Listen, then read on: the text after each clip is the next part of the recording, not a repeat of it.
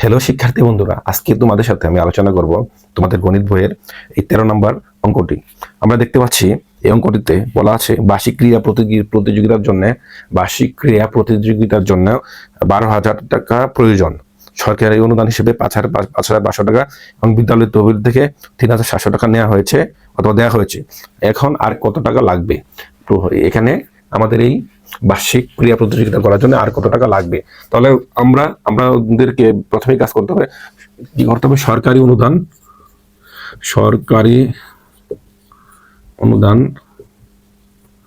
অনুদানের পরিমাণ, সরকারি অনুদানের পরিমাণ 5,500 টাকা।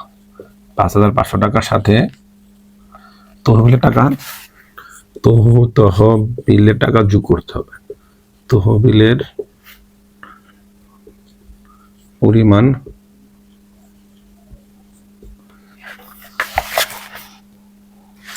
3,700 টাকা।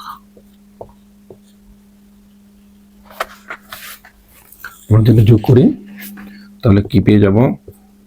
0,0,2 10 10,200 টাকা।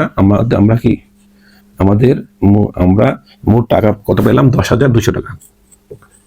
মোট টাকার পরিমাণ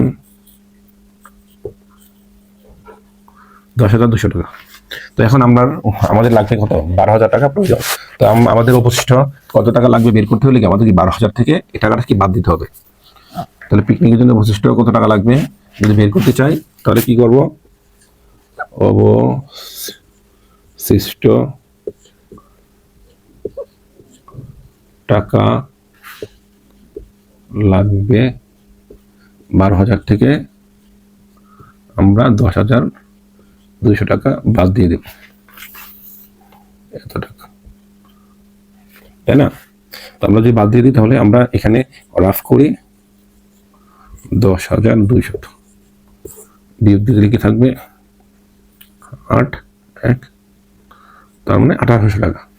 অর্থাৎ আমাদের পিকনিক করার জন্য অবশিষ্ট টাকা লাগবে 1,800 টাকা। অর্থাৎ 1,800 টাকা। পিকনিক করার জন্য আমাদেরকে আরো কত টাকা লাগবে? 1,800 টাকা। আমাদের পিকনিক করার জন্য লাগবে 1,800 টাকা। তো ছোট শিক্ষার্থী বন্ধুরা, আমি আশা করি তোমাদেরকে এই অঙ্কটি আমি বোঝাতে পেরেছি ভালোভাবে। তোমরা একটু বাসায় প্র্যাকটিস করলে ইনশাল্লাহ বেড়ে যাবে।